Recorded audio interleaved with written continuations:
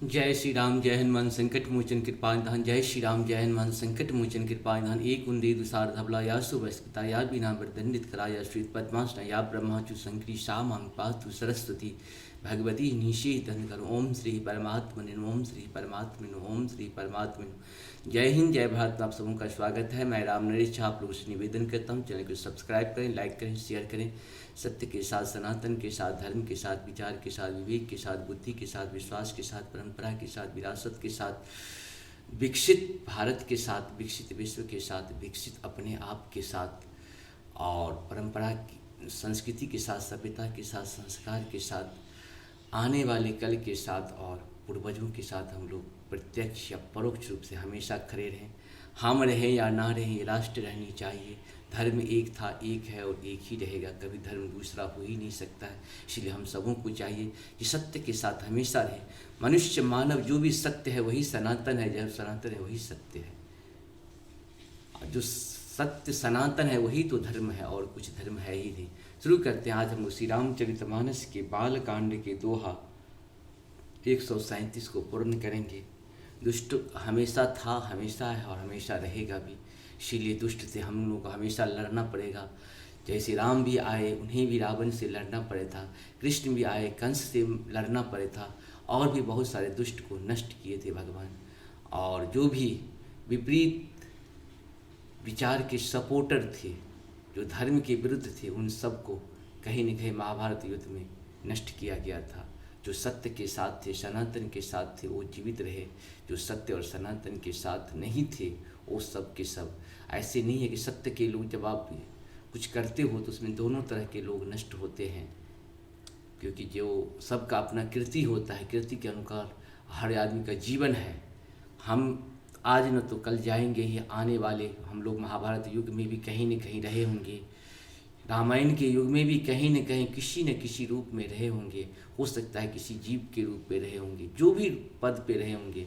हम लोग मनुष्य हैं, आत्मा मरती नहीं है। मनुष्य का शरीर तो मरते रहता है। इसीलिए हम सबों को चाहिए कि ये मनुष्य का तन मिला है बहुत मुश्किल से, तो क्यों न इसे सत्य सनातन धर्म के लिए, राम के लिए, कृष्ण के लिए उपयोग करें। जय श्री राम। शुरू करते हैं। श्री रामचरितमानस के बालकांड के 138 को आज पूर्ण करेंगे हम लोग। बहुविधि मुनि प्रबोधि प्रभु, तब भय अंतर ध्यान, सत्यलोक नारद चले, करत राम गुणगान। मंगल भवन मंगलहारी, द्रवहु सुदशरथ गिर बिहारी। बहुत प्रकार से मुनि को समझा बुझा कर, ठाढ़स देकर तब प्रभु अंतर ध्यान हो गए। और नारद जी श्री राम चंद्र जी के गुणों का गान करते हुए सत्यलोक ब्रह्मलोक को चले। हर घन मुनि है जात पथ देखी, विगत मोह मन हर्ष विशेषी। अति सभीत नारद पहि आए, गहि पद आरत बचन सुनाए। मंगल भवन मंगलहारी, द्रवहु सुदशरथ अजिरि बिहारी। मंगल भवन मंगलहारी, द्रवहु सुदशरथ अजिरि बिहारी।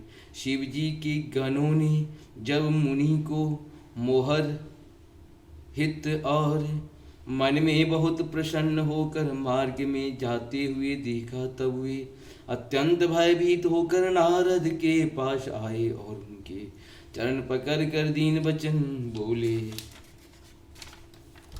मंगल भवन मंगलहारी, द्रवहु सुदशरथ अजिरि बिहारी। हर गण हम न प्रिय मुनि राया, बर अपराध किन फल पाया। श्राप अनुग्रह करहु कृपाला, बोले नारद दीन दयाला। मंगल भवन मंगलहारी, द्रवहु सुदशरथ अजिरि बिहारी। हे मुनिराज, हम ब्राह्मण नहीं हैं, शिव जी के गण हैं। हमने बड़ा अपराध किया, जिसका फल हमने पा लिया। हे कृपालु, अब श्राप दूर करने की कृपा कीजिए। दीनों पर दया करने वाले नारद जी ने कहा, निश्चर जाय हो तुम दो, वैभव विपुल तेज बल हो, भुज बल विश्वजितव तुम जहिया। धरहि विष्णु मनुज तनु तहिया, मंगल भवन मंगलहारी इंद्रवंश दशरथ अजित बिहारी। तुम दोनों जाकर राक्षस हो, तुम्हें महान ऐश्वर्य तेज और बल की प्राप्ति हो। तुम अपनी भुजाओं की बल से जब सारे विश्व को जीत लोगे, तब भगवान विष्णु मनुष्य का शरीर धारण करेंगे। श्यामर मरण हरि हाथ तुम्हारा, हो यही मुकुत न पुनि संसारा।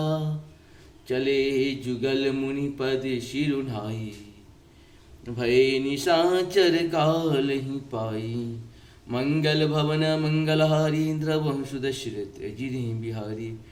युद्ध में श्री हरि के हाथ से तुम्हारी मृत्यु होगी, तुमसे जिससे तुम मुक्त हो जाओगे और फिर संसार में जन्म नहीं लोगे। वे दोनों मुनि के चरणों में सिर नवा कर चले और समय पाकर राक्षस हुए। एक कल्प ही हेतु प्रभु लेन मनुज अवतार, सुर रंजन सज्जन सुखदान हरिभंजन भोग भार। मंगल भवन मंगलहारी इंद्रवंश दशरथ अजित बिहारी। देवताओं को प्रसन्न करने वाले, सज्जनों को सुख देने वाले और पृथ्वी का भार हरण करने वाले भगवान ने एक कल्प में किसी कारण मनुष्य का अवतार लिया था। देखिए नारद जी का जो दोष था या भ्रम था, भगवान कैसे माया की नगरी बसा देते हैं। अगर यहाँ के मानव को अगर कोई भ्रम होता है तो ये असंभव नहीं है, संभव है। जब हम सभी जानते हैं काकभुसुंडी जैसे लोगों को भी भ्रम था कि ये राम नहीं हो सकते हैं, गरुड़ जी को भी भ्रम था कि ये राम नहीं हो सकते हैं, इस प्रकार से नारद जी को भी भ्रम था कि हम जो है सो प्रभु का कृपा के पात्र हैं, हम जैसे चाहेंगे अनैतिक कार्य भी करना चाहेंगे तो कर सकते हैं। लेकिन भगवान अपने भक्त को कभी अनैतिक कार्य नहीं करने देते हैं, अनैतिकता में भी नैतिकता को साथ रखते हैं। इसीलिए अगर आपको सुख मिले या दुख मिले, ज्ञान मिले चाहे अज्ञान मिले, बुद्धि मिले या विवेक मिले, जो भी मिले सब भगवान को अर्पण करते चले जाएं और अपना कार्य करते चले जाएं।